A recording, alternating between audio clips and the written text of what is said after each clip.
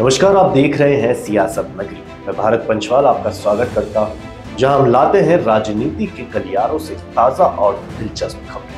आज हम चर्चा करेंगे जम्मू कश्मीर और हरियाणा विधानसभा चुनाव, जो देश के राजनीतिक परिदृश्य में एक अहम मोड़ साबित हो सकता है।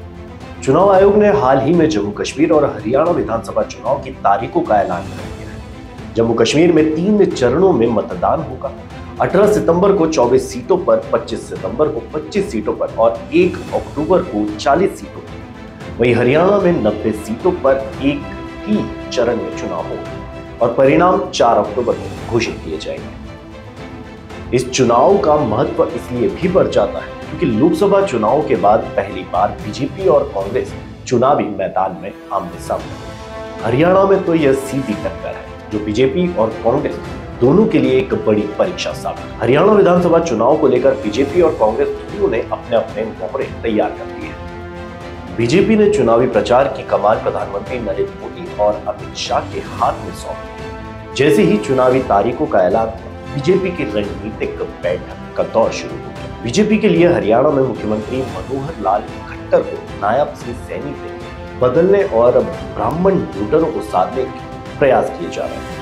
साथ ही कांग्रेस ने हरियाणा की जाट वोट बैंक को लुभाने के लिए बंसी लाल की बहू किरण चौधरी को अपने खेमे में शामिल किया है। बीजेपी के प्रयासों के बावजूद जाट समाज की नाराजगी दूर करने की चुनौती बनी हुई है। कांग्रेस का दावा है कि विधानसभा चुनाव में बीजेपी की हार तय है। 2019 के विधानसभा चुनाव में कांग्रेस का प्रदर्शन निराशाजनक था, लेकिन 2024 के लोकसभा चुनाव में पार्टी ने अपनी कांग्रेस ने 2019 में एक भी सीट नहीं जीती, लेकिन 2024 में 5 सीटें जीतने में सफल रही।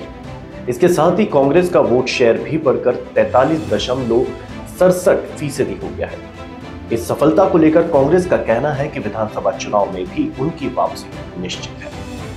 हरियाणा में कांग्रेस के मुख्य मुद्दे हैं एमएसपी पर किसानों की नाराजगी, अग्निवीर योजना के खिलाफ विरोध और महिला पहलवानों के यौन शोषण का मामला।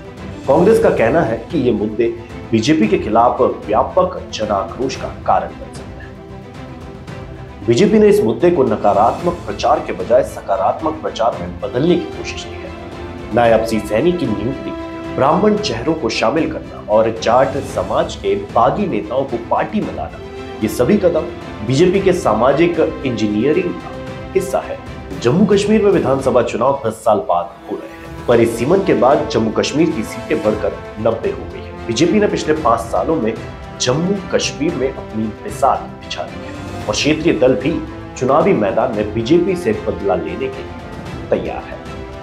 5 अगस्त 2019 को अनुच्छेद 370 के खात्मे के बाद जम्मू कश्मीर केंद्र शासित प्रदेश बना और लद्दाख अलग केंद्र शासित प्रदेश बना।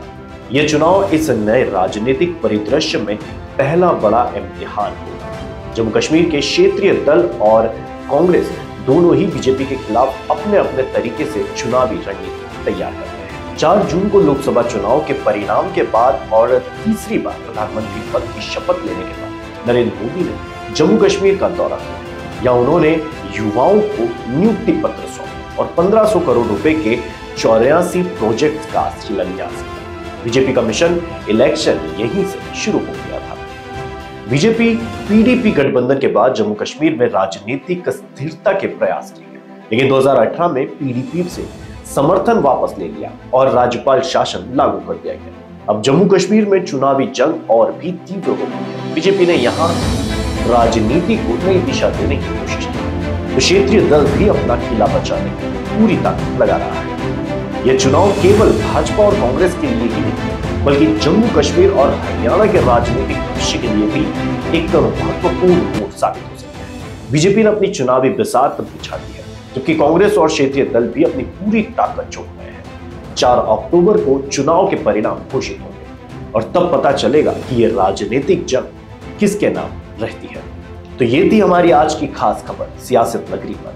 अपने विचार हमसे साझा जरूर करें, वीडियो को लाइक करें, शेयर करें और चैनल को सब्सक्राइब करना ना भूलें। सियासत नगरी लाता रहेगा आपके लिए राजनीति के गलियारों से ऐसी दिलचस्प खबरें।